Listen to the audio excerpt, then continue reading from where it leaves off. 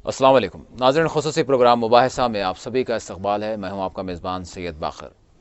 नाज़रीन, आज के ख़ुसूसी प्रोग्राम मुबाहिसा में हम सबसे पहले उन मासूम अफराद के कत्ल आम की मज़म्मत करते हैं जो दुनिया भर में जारी है। हमारे पड़ोसी मुल्क पाकिस्तान के लाहौर शहर में फिर एक मरतबा बेकसूर अफराद को दहशतगर्दों ने अपनी दहशत का निशाना बनाया। मासूम बच्चों को हलाक करते हुए दरिंदों ने फिर एक बार पेशावर आर्मी स्कूल के उस हमले की दर्दनाक याद ताज़ा कर दी जिसमें मासूम बच्चों को चुन चुन कर गोलियों का निशाना बनाया गया था। इसी तरह तुर्की, यमन और ब्रसल्स तक दहशतगर्दाना कार्रवाइयों का एक सिलसिला शुरू हो चुका है। हम इसी सिलसिले में आज बात करेंगे और ये जानने की कोशिश करेंगे कि आखिर आलमी दहशतगर्द कौन है। मेरे साथ स्टूडियो में है सीनियर सहाफ़ी सैयद सजादुल हसनैन साहब। मैं सजा साहब का स्टूडियो में इस्तकबाल करता हूँ। शुक्रिया। नाज़रीन, सजा साहब के अलावा फ़ोन लाइन के ज़रिए हमारे इस प्रोग्राम में शामिल होंगे सीनियर सहाफ़ी वाहिद नसीम साहब। इससे कबल के प्रोग्राम को आगे बढ़ाएं, हम नज़र डालते हैं लाहौर में जो कुछ हुआ और ब्रसेल्स तक क्या कुछ हुआ है। लाहौर में हुए दिल दहला देने वाले धमाके ने एक मरतबा फिर पाकिस्तान में पेशावर आर्मी स्कूल पर किए गए हमले के ज़ख्मों को ताज़ा कर दिया। गुज़िश्ता रोज़ लाहौर के एक पब्लिक पार्क में किए गए खुदकुश धमाके में हलाकतों की तादाद 72 हो गई है। जख्मियों और महलूकीन में ख़वातीन और बच्चों की तादाद ज़्यादा है। इतवार की शाम होने वाले इस वहशियाना खुदकुश धमाके की जिम्मेदारी पाकिस्तान में मुबैना तालिबान की एक तंजीम ने कबूल की है। ये हमला गुलशन इकबाल नामी पार्क के मरकजी गेट के पास हुआ, जहां से कुछ ही फासले पर बच्चों के झूले लगे हुए थे। तफसीलात के मुताबिक धमाके में दहशतगर्दों ने एक 20 साल कमसिन बच्चे का इस्तेमाल किया। पाकिस्तान के सदर ने इस धमाके की शदीद मजम्मत की है और सूबाई हुकूमत ने 3 रोज़ा शोक का ऐलान किया। हिंदुस्तानी वज़ीर आज़म नरेंद्र मोदी ने इस सानहे पर अपने पाक हम मनसब को फ़ोन करते हुए अपने गम व अफसोस का इजहार किया। वाज़ेह है, धमाके के बाद शहर के तमाम अस्पतालों में इमरजेंसी नाफिज कर दी गई। फौज को पार्क का कंट्रोल संभालने के लिए तलब कर लिया गया। वाज़ेह है, धमाका एक ऐसे वक्त में हुआ जब ईसाई बरादरी अपना मजहबी त्यौहार ईस्टर मना रही थी। दहशतगर्द जमात अल अहरार ने दावा किया है कि हमने ईसाइयों को निशाना बनाया है। हम लाहौर में दाखिल हो चुके हैं, हुकूमत हमें रोक नहीं सकती। मजीद धमाकों के लिए हुकूमत तैयार रहे। वाज़ेह बच्चों को निशाना बनाने का पाकिस्तान में यह दूसरा अलमनाक वाक़या है। इससे कबल 2014 में पेशावर में एक आर्मी स्कूल में घुसकर दहशतगर्दों ने 148 मासूमों का कत्लेआम किया था। और लाहौर पर पाकिस्तानी वज़ीर आज़म लाहौर धमाके पर पाकिस्तानी वज़ीर आज़म मियाँ नवाज शरीफ ने कहा कि पाकिस्तान दुश्मन को अपने नापाक अज़ाइम में कामयाब होने नहीं देगा। नवाज शरीफ ने धमाके के बाद हंगामी इजलास तलब किया। इस इजलास में सरहदी इलाकों में सर्च ऑपरेशन शुरू करने का फैसला लिया गया। इस इजलास में वज़ीर आला पंजाब शहबाज शरीफ, वफाकी वज़ीर दाखिला चौधरी निसार अली खान, सूबाई वज़ीर कानून राना सनाउल्लाह खान, चीफ सेक्रेटरी पंजाब खिजर हयात गोंदल, IG पंजाब मुश्ताक सुखीर और होम सेक्रेटरी आज़म सुलेमान शरीक हुए। इस इजलास में अमन व अमान की मजमूई सूरत हाल पर तबादला ख्याल किया गया। इजलास में सूबाई क़यादत ने वज़ीर आज़म नवाज शरीफ को गुलशन इकबाल पार्क साने के हवाले से इब्तिदाई रिपोर्ट पेश करने के साथ तफसीली ब्रीफिंग दी। IG पंजाब की तरफ से इजलास को लाहौर समेत पंजाब भर में सिक्योरिटी के तनाजुर में उठाए जाने वाले इक़दामात से भी आगाह किया गया। वज़ीर आज़म नवाज शरीफ ने सानहे पर इंतहाई रंज व गम का इजहार और गमज़दा ख़ानदानों के साथ इजहार हमदर्दी करते हुए कहा कि सानहे गुलशन इकबाल पार्क बहुत बड़ा सानहा है, लेकिन हम दुश्मन को अपने अज़ाइम में कामयाब होने नहीं देंगे। दहशतगर्द अपना अंजाम देख कर बुज़दिलाना वार कर रहे हैं। उन्होंने कहा कि कौमी सलामती के तमाम इदारे दहशतगर्दी के खिलाफ जंग में अपना भरपूर किरदार अदा कर रहे हैं। इस तरह की बुज़दिलाना कार्रवाइयों से पाकिस्तानी कौम के दहशतगर्दी के खिलाफ अज़्म को मुतज़लज़ल नहीं किया जा सकता। और लाहौर धमाके के ऐनी शाहिद का कहना है कि हमले के बाद सूरत हाल और मनाजिर इंतहाई दिलखराश थे। दीप शहनाज नामी का कहना है कि इसने अपने हाथों से कई जख्मियों को एम्बुलेंस में मुंतकिल किया और मुतादद लाशों के बिखरे टुकड़े जमा किए। इसका कहना था कि मकाम वाक़े पर इमदादी और बचाव कामों के दौरान खुद इसकी हालत इंतहाई ख़राब हो गई थी। कल आए थे गुलशन पार्क में, मैं मैं सिर्फ इधर खड़ा था पार्किंग के पास ही। अभी मैंने गाड़ी अपनी बाइक अंदर खड़ी करनी थी, मेरा दोस्त था मेरे साथ, हमने अंदर एकदम एक धमाका सुना है। फिर मैंने अपनी बाइक उधर लगाई, अंदर गया, मैं खुद अपने हाथों से बंदे उठा कर जो उनसे जख्मी थे बाहर लाता रहा। किसी का सर कटा है, किसी की टांगें कटी हैं, वो किसी की आंतें बाहर आई हैं। बहुत सारे आदमी जख्मी थे, औरतें बहुत सारी जख्मी थी, बच्चे, एक बच्चे के मेरे हाथ में टांग गई थी, सिर्फ इतने से पाँव था, कम से कम 6 माह का होगा सिर्फ वो। मेरे पाँव में अभी खून के निशान है। रात को मैंने खुद अपने हाथों से उठा कर एम्बुलेंस में ना जो से जख्मी लोग डाले। तो मेरा उस वक्त मेरा खुद हाल बहुत बुरा हो गया था, हिम्मत हार कर मैं चला गया था फिर, क्योंकि मेरा खुद बाजू जिस्म काम करना छोड़ गया था उस वक्त। अभी मैं यही देखने आया हूँ कि क्या सूरत है। इस दौरान पाकिस्तान के वज़ीर आज़म मियां नवाज शरीफ ने आज धमाके के मकाम का जायजा लिया। नवाज शरीफ के हमरा पंजाब के वज़ीर आला शहबाज शरीफ और वज़ीर दाखिला चौधरी निसार अली खान भी मौजूद थे। नवाज शरीफ ने वहां से जिना अस्पताल पहुंचकर जख्मियों, खासतौर पर जख्मी बच्चों की अयादत की और इनके लिए बेहतरीन इलाज की सहूलत फराम करने की हिदायत दी। और इस दौरान पाकिस्तान के वकला ने लाहौर में होने वाले इस धमाके की सख्त मजम्मत की है और कहा कि बच्चों को निशाना बनाकर क्या किया, ये हमला दहशतगर्दी की बदतरीन मिसाल पेश करता है। याद रहे कि इस धमाके में जाँ बाख होने वाले 70 से ज्यादा अफराद में 29 बच्चे शामिल हैं। और पोप फ्रांसिस ने पाकिस्तान में धमाके की सख्त मजम्मत करते हुए इसे अंदोनाक करार दिया है। पोप ने कहा कि यह हमला इंसानियत पर हमला है। उन्होंने मुतालबा किया कि पाकिस्तान में ईसाई अक़लियत की हिफाजत को यकीनी बनाया जाना चाहिए। और उधर अफगानिस्तान की जदीद पार्लिमानी इमारत पर आज एक मरतबा फिर रॉकेट हमला किया गया, ताहम इन हमलों में किसी की हलाकत की इतला नहीं है। हमले के वक्त अरकान पार्लियामेंट इमारत में मौजूद थे। बताया जाता है कि पार्लियामेंट को निशाना बनाकर 4 रॉकेट दागे गए थे। और उधर यमन में अगरचे जंग बंदी से इत्तेफाक हो चुका है, लेकिन यहाँ दहशतगर्दाना हमलों का आगाज हो चुका है। यमन के जुनूबी इलाके अदन में हालिया दिनों बारूद से भरी कारों के जरिए किए गए 3 खुदकुश हमलों में दर्जनों अफराद हलाक हो गए। इनकी जिम्मेदारी भी खुद दाइश ने कबूल की है। और उधर बेल्जियम के दारुल हुकूमत ब्रसेल्स में भी इस हफ्ते खौफनाक दहशतगर्दाना हमले हुए। ब्रसेल्स में किए गए धमाकों के नतीजे में 35 अफराद हलाक हो गए। दहशतगर्दों ने बेल्जियम में एयरपोर्ट के मेट्रो स्टेशन के बशमूल दीगर अवामी मकामात को निशाना बनाया। इन दहशतगर्दाना हमलों में 81 से जायद अफराद जख्मी भी हुए। इन हमलों ने सारे यूरोप को हला कर रख दिया। इसके तार पेरिस के हमलों से भी जुड़े होने के शवाहिद मिल रहे हैं। और आपको बता दें कि ब्रसेल्स से कबल यूरोप और एशिया का बाबुद दाखिला कहलाने वाले मुल्क तुर्की में भी दहशतगर्दाना हमले हुए। तुर्की के इस्तंबुल में हुए खुदकुश हमले में 5 अफराद, जबकि इससे कबल अनकरा में हुए धमाके में तकरीबन 35 अफराद हलाक हो गए और दर्जनों जख्मी हुए। तुर्की में पिछले चंद दिनों के दौरान 3 दहशतगर्दाना हमले हुए।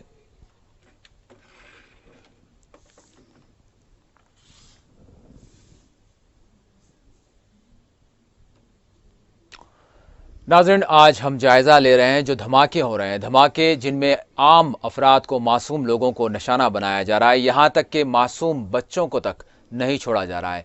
क्यों धमाके हो रहे हैं, किस तरह से ये धमाके किए जा रहे हैं और क्या ये जो अलग अलग मकामात पर धमाके हो रहे हैं, जिस तरह से पाकिस्तान में हुआ, जिस तरह से यमन में हो रहे हैं, जिस तरह से शाम में हो रहे हैं, जिस तरह से इराक़ में हो रहे हैं, तुर्की में हो रहे हैं, अब यूरोप में भी शुरू हो चुके हैं, आखिर क्या वजूहात है, कौन इस तरह के धमाके करवा रहा है। सवाल यहाँ पर यह है कि क्या ये जो धमाके हो रहे हैं ये अलग अलग तौर पर इनको देखा जाए या फिर इनके ताने बाने कहीं एक मकाम पर जाकर मिलते हैं। कौन है आलमी दहशतगर्द, ये आज का हमारा बुनियादी सवाल है। इसी पर हम आज अपने इस प्रोग्राम में गुफ्तगू करेंगे।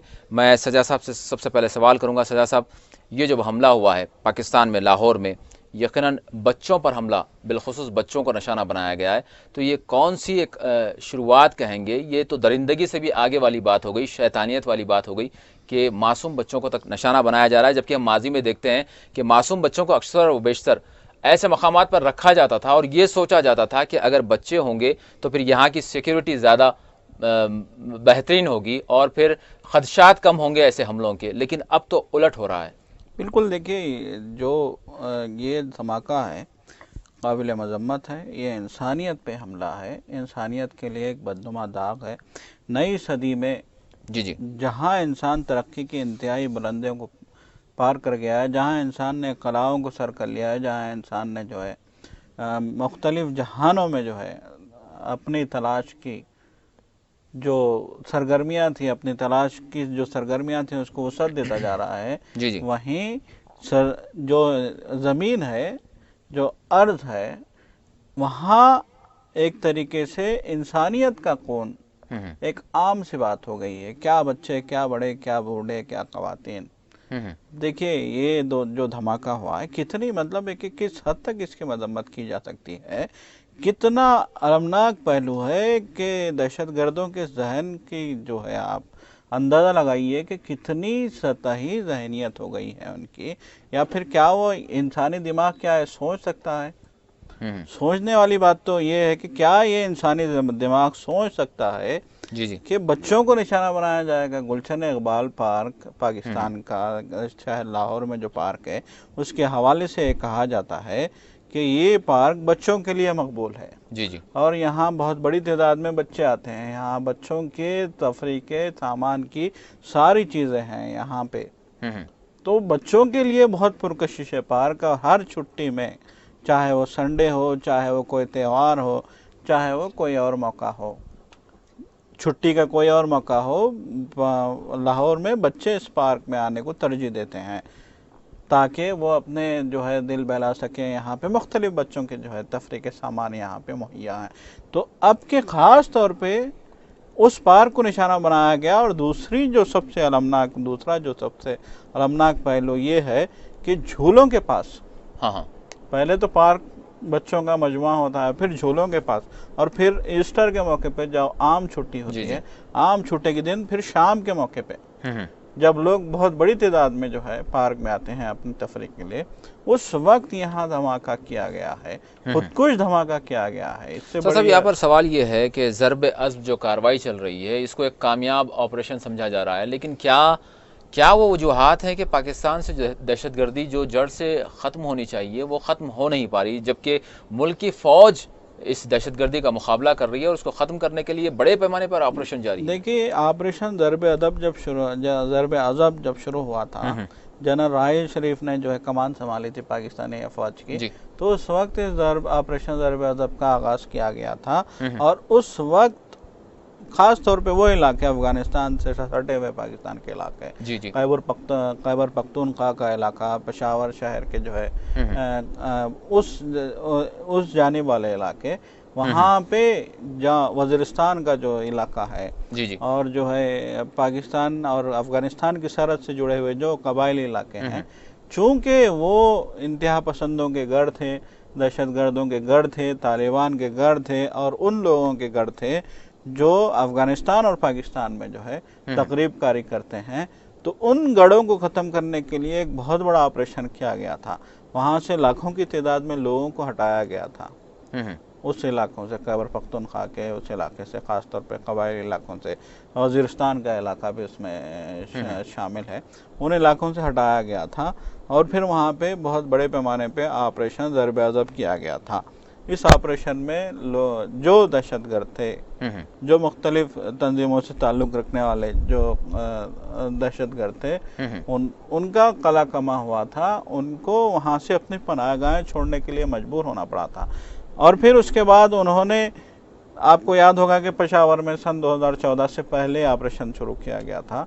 ये ऑपरेशन सन 2013 में ही शुरू किया गया था, और उसके जवाब में उन्होंने सन 2014 के अवाखिर में, हम ये कह सकते हैं कि नए साल की आमद से कबल, उन्होंने पेशावर के एक आर्मी पब्लिक स्कूल में अंधाधुंध बच्चों पे गोलियां चलाई थी, और अंधाधुंध बच्चों को मारा गया था। तकरीबन 138 बच्चों की जो है इस हमले में शहादत हुई थी, और सारी दुनिया ने इसकी मजम्मत की थी।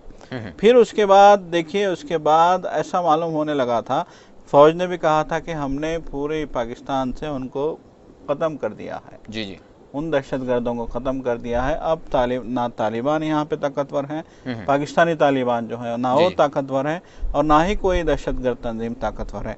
लेकिन उसके बावजूद आज लाहौर में एक धमाका होता है, और तंजीमुल अहरार, जमातुल अहरार, जिसके बारे में ये कहा जाता है कि ये तालिबान की ज़ैली तंजीम है, इसका ताल्लुक जैश मोहम्मद से है।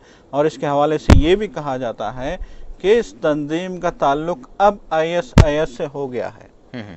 वो ISIS जो अफगानिस्तान में सरगर्म है, जी, उससे हो गया है। इस तंजीम ने इसकी न सिर्फ जिम्मेदारी कबूल की, बल्कि उसने बाज़ाब्ता बयान भी जारी किया कि हमारा तो निशाना बच्चे थे। तो इससे ज़्यादा जो है गिरीवी हरकत और क्या हो सकती है? और ये किस तरह की जो है पैगाम दुनिया में देना चाहते हैं? क्या फिलवाकी ये मुसलमान हैं? यहाँ ये सवाल पैदा हो। बिल्कुल। इस वक्त वाहिद नसीम साहब सीनियर सहाफ़ी दिल्ली से जुड़ रहे हैं। वाहिद साहब, आपका इस्तकबाल करता हूँ 4TV पर। जी शुक्रिया। वाहिद साहब, आज हम बात कर रहे हैं महज जो धमाके हो रहे हैं, जो दहशतगर्दाना कार्रवाइयाँ हो रही हैं, जो आलमी सतह पर एक मकाम नहीं, बल्कि हम बात करेंगे दुनिया के जो खित्तों में इस वक्त ऐसे दहशतगर्दाना हमले हो रहे हैं। जिस तरह से लाहौर में हमला हुआ है, लाहौर हो, तुर्की हो, या फिर इराक़ हो, या फिर ब्रसल्स में हमने देखा, तो ये जो हमले हो रहे हैं जिसमें आम अफराद को निशाना बनाया जा रहा है। बिलखुसूस हम लाहौर की बात करेंगे जहाँ पर 72 से ज़ायद मासूम अफराद हलाक हो गए एक खुदकुश हमले में। तो आप किस तरह से देखते हैं? बच्चों को भी निशाना बनाया जा रहा है, आप इस तरह के हमलों को कैसे देख रहे हैं? देखिए, ये बात हमें कहने में कोई हिचक नहीं है कि ये जो एक हमले तमाम दुनिया में एक ही तरह से दिखाई दे रहे हैं, इन सब की कड़ी एक ही जगह से शुरू होती है। जी, आप ये बात तो मान लीजिए कि ये कोई अलग अलग खित्तों में अलग अलग झगड़े की जड़ नहीं है। बहरहाल इन सब की जड़ें एक ही जगह से शुरू होती है, और ये तमाम दुनिया में एक जिस तरह का एक अलग खेल शुरू हो गया है, एक गोरिल्ला वार या सब कुछ धमाकों की जो एक शुरुआत हुई है, ये अब तक जो चल रही थी ये उससे थोड़ा सा अलग है। जी, अभी 1 महीने पहले तक जिस तरह की वार जो है वो सामने थी, क्योंकि उस वार में एक पॉलिसी जो है, जो अमेरिकन तमाम ताकतों ने और अमेरिका के अलाइयों ने इस तरह से इराक और सीरिया से इस युद्ध को खत्म करने के लिए, ISIS को खत्म करने के लिए, तमाम आतंकवादी गुटों को खत्म करने के लिए पिछले 5 साल से एक जिम्मेदारी ली हुई थी। और वो 5 साल में लगातार ये लोग बढ़ते जा रहे थे। अचानक इसमें रूस की एंट्री होती है, ईरान थोड़ी सी ताकतवर होते हैं, चाइना दूसरे ममालिकों में जाके मुदाखलत करने का अपने यहाँ रेजुलेशन पास कर देता है। उसके बाद अचानक जो है वो 2 से 3 महीनों के अंदर ये तमाम लड़ाई जो बिल्कुल आमने सामने जो कब्जा एक मुल्क से दूसरे मुल्क पर करते जा रही थी, अचानक उनकी पेशरफ्त रुक जाती है और यहाँ तक कि सीरिया उनको खाली करना पड़ता है, इराक से निकाल दिया जाता है और ये युद्ध हार जाते हैं। तो एक तरह से अगर इंटरनेशनल पटल पे हम इसे देखते हैं तो सीधे सीधे ये एक अमेरिका ताकत की हार हुई है कि अमेरिका जिस काम को अंजाम नहीं दे पाया, रूस ने मात्र 3 महीनों में उन तमाम मसलों को निपटाकर अपनी फौजों को वापस हटा लिया। तो जाहिर है कि तमाम दुनिया का जो शकूक है वो इस तरफ जाता है कि ये तमाम जो मामला चल रहे थे ये बल्कि खुद नहीं थे, अमेरिका के क्रिएट किए हुए थे। और ये आज जब उनको मजबूरन रूसी ताकत के सामने पछवांदा होके हार के वहां से भागना पड़ा है, तो तमाम दुनिया में इसके मुजाहरे अब करने की कोशिश की जा रही है। बहरहाल अगर ये कहा जाए कि ये कोई इस्लाम से, जब अभी तक इसको इस्लामिक स्टेट और हुज़ूर पाक सल्लल्लाहु अलैहि वसल्लम की अंगूठी के निशानी तक के झंडों पर लगाया गया, आप समझ सकते हैं कि ISIS इस्लामिक स्टेट नाम देना कितना नापाक है इस संगठन को, जो बच्चों के कत्ल कर देते हैं, मासूमों का कत्ल करते हैं। ये जालिम है। मुसलमानों को इनकी निशानदही करके इनको चुन चुन के मार देना चाहिए, इनको चुन चुन के फांसी पे लटका देना चाहिए, बल्कि जिन इलाकों में ये देखे जाए या शक हो इनको खत्म कर देना चाहिए। इनसे ज्यादा जालिमाना हरकत कुछ नहीं हो सकती, क्योंकि ये मुसलमान नहीं है, इनके ईमान से कोई लेना देना नहीं है। इन मासूमों के लिए कातिल निश्चित रूप से इनकी जड़ें उन्हीं जालिमों से जुड़ी है। साहब, यहाँ पर फिर सवाल यही उठता है, अगर अलग अलग ममालिक में इस तरह के धमाके हो रहे हैं, हमारा हिंदुस्तान भी इससे शदीद मुतासिर रहा है, तो फिर सवाल यहाँ पर ये उठता है, चाहे मशरिक़ वस्ता की बात हो, किसी मुल्क की बात हो, चाहे तुर्की की बात हो, ब्रसल्स की बात हो, पाकिस्तान की बात हो, ये अलग अलग मकामात पर तो यकीनन दहशतगर्दाना हमले हो रहे हैं, लेकिन यहाँ पर सवाल ये होता है कि अगर इसका कोई फ़ायदा उठाना चाहता है तो किस तरह का फ़ायदा उठा रहा है? ये फ़ायदा क्या इलाकाई फ़ायदा उठाने वाले हैं या फिर ये कोई एक आलमी सतह का कोई एक इससे जो है अपने मफादात हासिल कर रहा है? देखिए, तो इस अभी तक जो वार चल रही थी सीरिया में, इसका एक पहलू अलग था, और जो बर्रे सगीर में जिस वार की हम बात कर रहे हैं, जिसमें पाकिस्तान, हिंदुस्तान, श्रीलंका, बांग्लादेश और ये तमाम इलाके आते हैं, यहाँ एक अलग तरह की लड़ाई है। मगर ये लड़ाई तमाम जराए की ही है, इससे आप इनकार नहीं कर सकते। दोनों पार्ट को मुझे अलग अलग करके आपको क्या बताना होगा।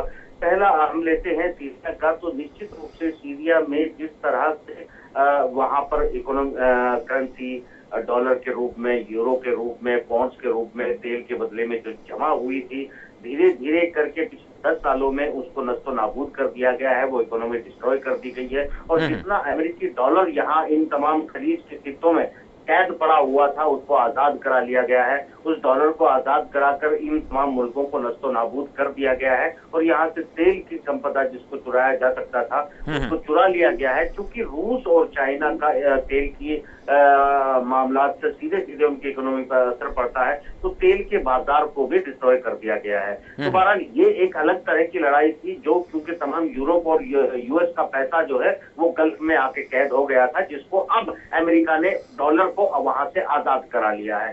दूसरा पहलू हम आते हैं बर्रे सगीर में। अब बर्रे सगीर का मामला ये है कि पूरी तरह से चाइना एक खतरनाक कॉम्पिटिटर बन के अमेरिका के सामने उभरा है, यूरोपियन कंपनियों के सामने उभरा है। और उन यहाँ तक के तमाम जो क्राइसिस पहले आए थे वो चीन की इकोनॉमी की और डेवलपमेंट की वजह से आए, और आज भी जो परेशानियां यूरोप और यूएस झेल रहे हैं, बाजार में जबरदस्त कंपटीशन झेल रहे हैं, वो चीन की वजह से झेल रहे हैं। अब आप तमाम बुद्धिजीवियों को, माहिरीन को, दानिशवरों को ये बात समझनी होगी कि ये जो इस वक्त तनाव हम भारत और पाकिस्तान के बीच में देखते हैं, ये भी कहीं ना कहीं उसकी खड़ी से जाके जुड़ जाता है। और जिस तरह से पाकिस्तान में जो ग्वादर बंदरगाह से लेके एक मुहिम चीन के साथ तैयार की है, एग्रीमेंट किया है, ट्रीटी की है, रोड और ट्रेनें बनाई गई हैं पाकिस्तान में, और कुछ हजार कंपनियां अचानक इन्वेस्टमेंट करने के लिए जिस तरह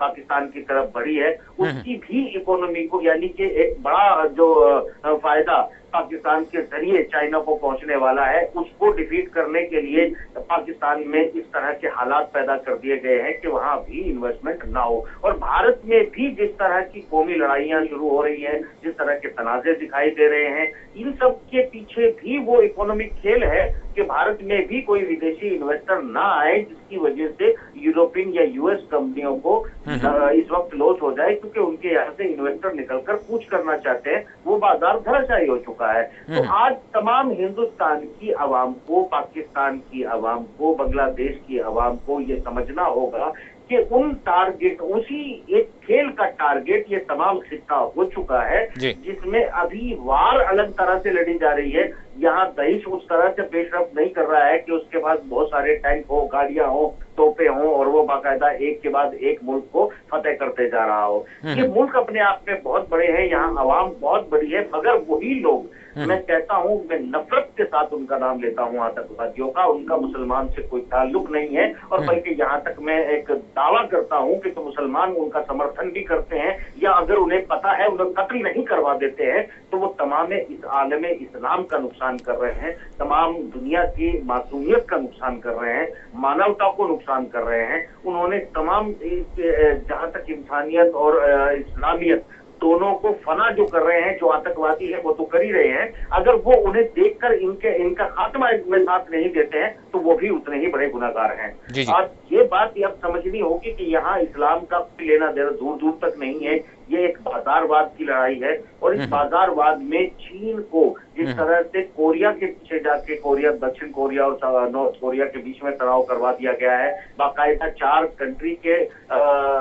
वहां पर एक जो अमेरिकन अलाई है नाटो के साथ, वहां पर प्रदर्शन भी किया गया है, वहां पर बाकायदा जो है डेमोन्स्ट्रेशन किया गया है, और कुछ मिसाइलों का परीक्षण भी किया गया है। और तमाम फौजी तैयारियों के साथ अमेरिका चीन के दक्षिण सागर में मौजूद है।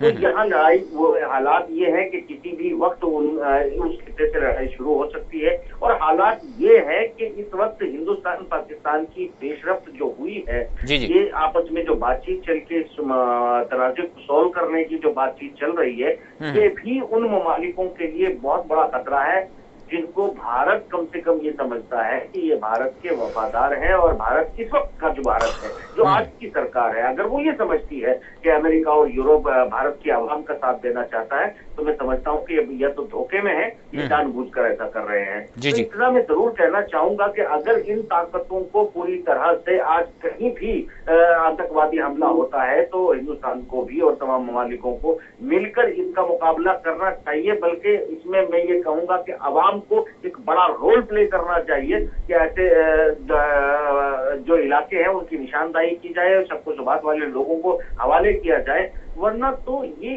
तमाम एक बड़े युद्ध में बदलने की जो तैयारी है। आज देखिए किस तरह से पाकिस्तान में 78 लोगों की मौतें हो चुकी हैं, जाने जा चुकी हैं, उसमें बहुत सारे बच्चे और औरतें मासूम हैं। कोई भी धार्मिक कम से कम अगर एजेंडा लेके चलने वाले लोग हों, तो मुझे लगता है कि वो इतने बड़े जुल्म और इतने बड़े जालिम का शक्ल नहीं दिखा सकते। याद करें, इस्लामिक वो ममालिक या वो लोग जो आज तक फिलिस्तीन की मजम्मत करते आए हैं, फिलिस्तीन में इजराइल की मजम्मत करते आए हैं, कि उन बच्चों पर जिस तरह वहां वो पॉपकॉर्न खाते हुए बच्चों को पर बमबारी करते हुए पॉपकॉर्न खाते हैं, क्या ये इस्लाम का चेहरा लिए लोग आज उन मासूम बच्चों का कत्ल करते हुए पॉपकॉर्न नहीं खा रहे हैं? आज ये बात समझनी होगी। ये एक बहुत क्रूशियल मोमेंट इस्लाम के लिए है, और ये खास तौर से बर्रे सगीर में जहां पर उस तरह के राजा या महाराजा या दंगे की सूरत नहीं बन पा रही है, ये आतंकवाद हावी होता जा रहा है। इसे बहुत ही संजीदगी से निपटने की जरूरत है। जी सर साहब, मैं आपसे पूछूंगा, जिस तरह से ब्रसल्स में हुआ, तुर्की में हुआ, उसके बाद ब्रसल्स में हुआ, तो ये जो दहशतगर्दी का मामला है, ये दहशतगर्द अब यूरोप पर भी दस्तक दे रहे हैं और यूरोप को भी कुछ पैगाम दे रहे हैं, तो यूरोप इससे किस तरह से निपटेगा? और जिस तरह से मशरक़ वस्ता में जो कुछ हालात थे वो तो सामने थे, लेकिन जब ब्रसल्स में हुआ तो ऐसा मालूम होता है कि यूरोपीय ममालिक जो हैं वो अब मतलब ख्वाब से बेदार हुए हैं और वो कुछ करेंगे। देखिए, ऐसा नहीं है कि ब्रसल्स में पहली बार हुआ है धमाका। पेरिस में भी हमले हुए थे, बहुत बड़े पैमाने पे जो है पेरिस में दहशतगर्दाना हमला किया गया था, 2-3 हमले हुए थे पेरिस में। और फिर उसके बाद ही जो है यूरोप ने ये सोचा था कि आखिर ये दहशतगर्द जो अभी तक मगरिब मशरिक़ वस्ता में जो है महदूद थे, वो कैसे यूरोप में दाखिल हो गए हैं, जबकि यूरोप को ये बड़ा जाम था कि टेक्निकली और जो है हर एतबार से हम मशरिक़ वस्ता से बहुत आगे हैं, बहुत बुलंदी पे हैं, और हम इन पे निगाह रखे हुए हैं, कड़ी हमारी नज़र उकाबी नज़र है। हम उनकी किसी भी चीज़ को हम बहुत आसानी से, बहुत तेज़ रफ्तारी से फौरी तौर पे पकड़ सकते हैं। तो ये उनको जाम था, लेकिन उसके बावजूद जिस तरीके, देखिए तो जब इस्तांबुल में धमाका हुआ था, जब अंकारा में धमाका हुआ था, तो उस वक्त तुर्की के सरबराह ने कहा था, रजब तैयब एर्दोगान ने कहा था कि ये आप ये ना समझें कि ये धमाके यहीं तक महदूद हैं, ये धमाके अब लेकिन क्या वजह है सर, जब तुर्की में धमाके हुए थे तो वो रिएक्शन नहीं था यूरोप का जिस तरह से ब्रसल्स में हुआ या फिर फ्रांस में होता है? देखिए ये तो क्या दोहरा में आ रहा है, ये क्यों होता है? देखिए, ये तो सबसे अलमनाक पहलू तो ये है कि हर जमाने में आप तारीख उठा के देखिए, 1857 का गदर का वाकया, 1857 से लेके आप देखिए तारीख, फ़लस्तीन में जो हालात पैदा हुए थे, सल्तनत उस्मानिया को कैसे जो है तबाह ताराज किया गया, सकूत बगदाद को हम देख रहे हैं, और फिर ये अफ़गानिस्तान की तबाही हम देख रहे हैं, और फिर उसके बाद इराक की तबाही हमने देखी, और फिर उसके बाद लीबिया की तबाही हमने देखी। तो ये धीरे धीरे आप जितनी 1857 से लेकर आज तक की तारीख देखें तो आपको हमेशा यही लगेगा कि एक जानिब जो है मुस्लिम ममालिक हैं, तो दूसरी जानिब मगरिब और अमेरिका है, यूरोप और अमेरिका है, यूरोप और अमेरिका की जद में आते रहे हैं। अब देखिए, आज इतना बड़ा वाकया हो गया, पाकिस्तान दहल के रह गया है, वहाँ पे हालात इतने ख़राब हैं, लाहौर शहर में सिक्योरिटी का आलम ये है, पोप का फौरी बयान आता है, पोप फ्रांसिस का बयान आता है कि ये काबिल मजम्मत है, जबकि यही पोप फ्रांसिस एक हफ्ता पहले ब्रसल्स में धमाकों के बाद ये बयान दे रहे थे कि ये वो लोग हैं जो असला साज हैं, ये वो लोग हैं जो असलहे के कारोबार करते हैं, ये अपने मुनाफे के लिए लोगों को दहशतगर्दी में झोंक रहे हैं और दुनिया को जहन्नुम बना रहे हैं। लेकिन आज वो पाकिस्तान को वार्निंग देते हैं कि वहाँ ईसाइयों की जान को खतरा है, आपको इस जानिब तवज्जो देनी होगी। तो ये जो मेयार है, ये जो सूरत हाल है, इससे अंदाज़ा हो जाता है कि कैसे यूरोप इस तरह के मामलात में देखिए कितनी शिद्दत इख्तियार की गई थी। जब ब्रुसेल्स में हमला हुआ, आपको याद होगा पेरिस में जब हमला हुआ था तो 40 सवाल यहाँ पर यही है कि वो कौन है जो इस तरह के हथियार इस कदर बना रहे हैं कि लोगों का जीना दोभर हो गया है और लोगों की जानें जो है दहशतगर्द उन हथियारों का इस्तेमाल करते हुए देखिए तबाही मचा रहे हैं। देखिए अब हम ये कह सकते हैं कि बड़े ही मुनज़्ज़म तरीके से निशाना बनाया जा रहा है।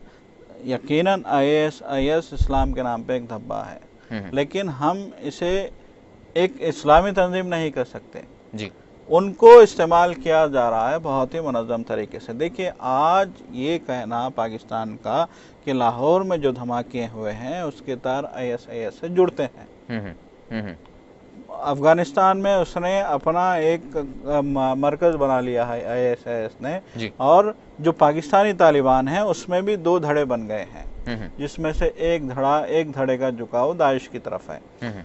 तो अब एक तरीके से हम ये कह सकते हैं कि ब्रुसेल्स में धमाके हुए उसकी जिम्मेदारी दाइश ने कबूल की, अनकरा में धमाके हुए उसकी जिम्मेदारी दाइश ने कबूल की, पेरिस में हमले हुए उसकी जिम्मेदारी दाइश ने कबूल की, बगदाद में तो हर दिन धमाके होते हैं, मस्जिदों को भी निशाना बनाया जाता है, बाजारों में भी कारों में बारूद भर भर के धमाकों से उड़ाया जाता है, हर जगह खुदकुश हमले हो रहे हैं, लोग बम बांध के खुद को धमाके से उड़ा लेते हैं, लोग कारों में बारूद भर के खुद को जो है कार के साथ उड़ा देते हैं। तो ये जो हो रहा है ये बहुत ही खतरनाक सिचुएशन है।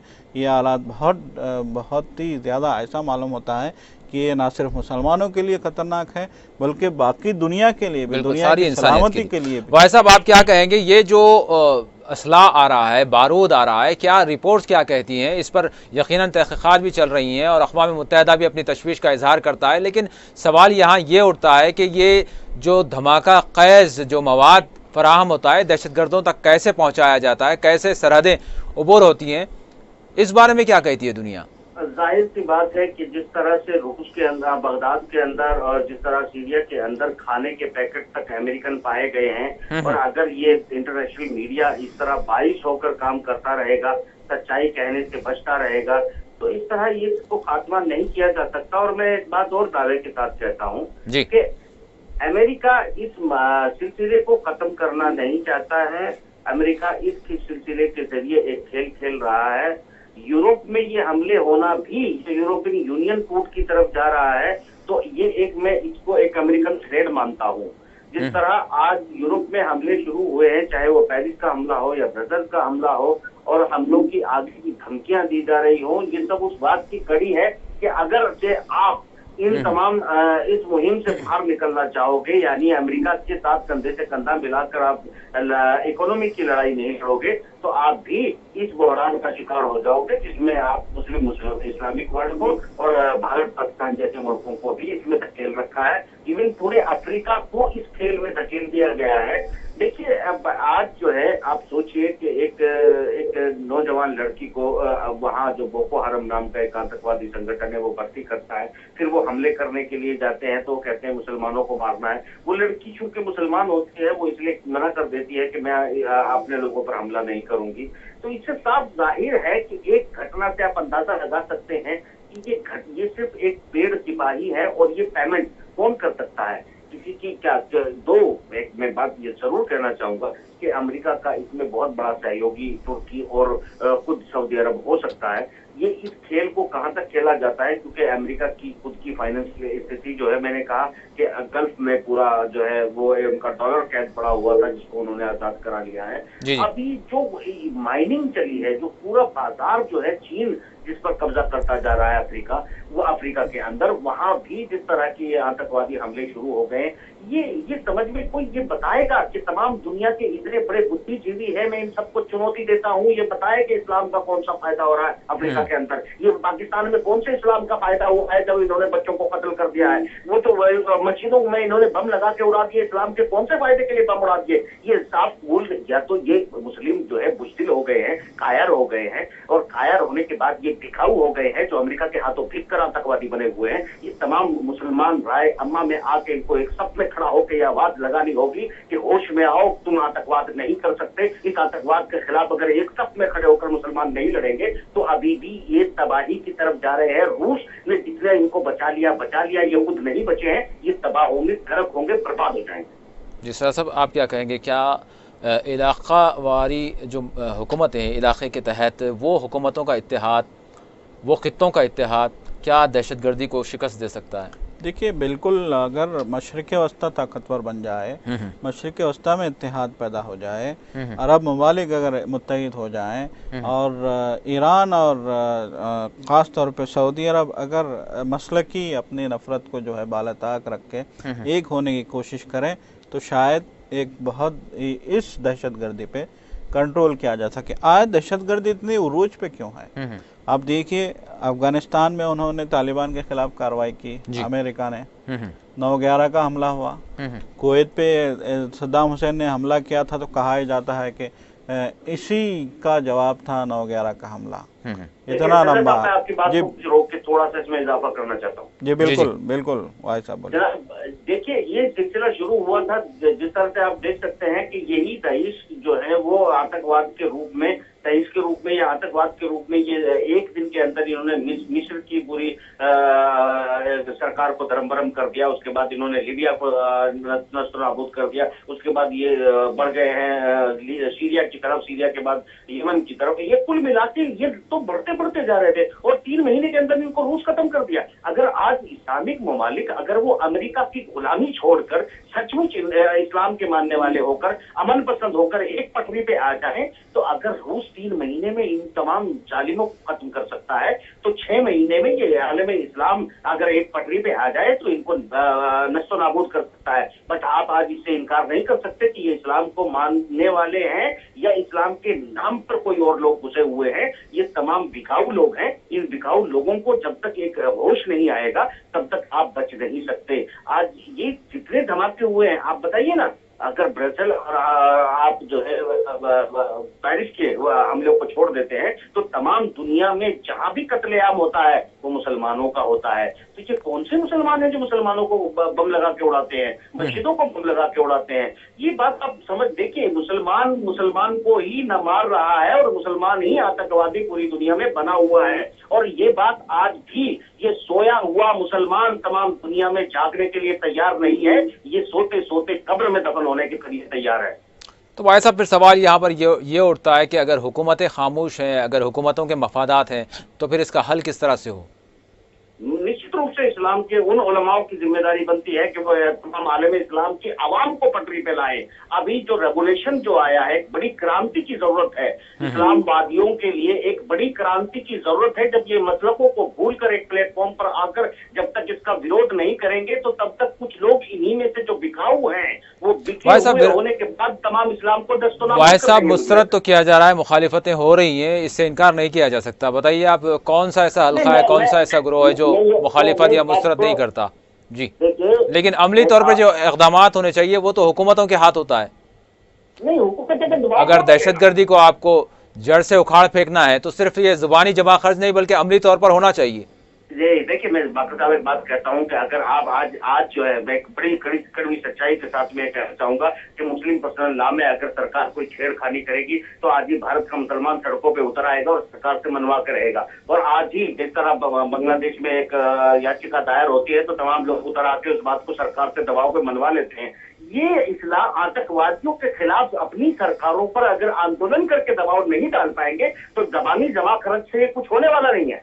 जी सर साहब, आप क्या कहेंगे? बस 1 मिनट बाकी रह गया है। क्या वो तरीक़ेकार हो सकता है कि एक अवामी सतह पर, हुकूमती सतह पर, एक मुश्तरका तौर पर इख्तलाफात को हटाकर दहशतगर्दी के मुकाबले के लिए एक कोई ऐसा फार्मूला निकाला जाए।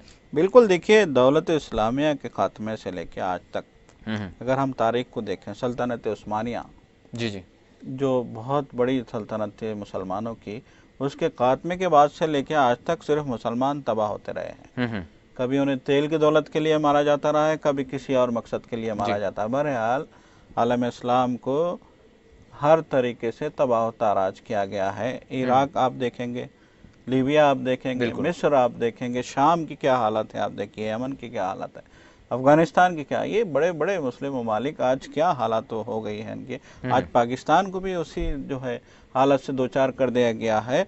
तो ये समझने की बात है, ये बार बार ये कहा गया है कि आप मसलकी जो इख्तलाफात हैं उसको बालाए ताक रख के समझें। देखिए इतनी तबाही के बाद भी अगर हम इस बात को नहीं समझेंगे कि मगरिब और अमेरिका और यूरोप ये ताकतें हमें तबाह कर रही हैं, बहुत मुनज़्ज़म तरीके से हमें हर ज़माने में तबाह किया गया है, अगर आज भी हम इस बात को नहीं समझेंगे तो फिर तो आने वाले दिनों में हमें सिर्फ़ और सिर्फ अपनी हस्ती को मिटते हुए देखना है। यकीनन यही सूरत हाल कुछ हो रही है। बहुत बहुत शुक्रिया सजाद साहब, वाहिद साहब, आप दोनों ने वक्त दिया। यकीनन नाज़रीन, हालात तो बहुत ख़राब हैं और जिस तरह से इंसान का खून आज बड़ा ही सस्ता हो चुका है, ये बड़ी तशवीश की बात है, देखने वाली बात है।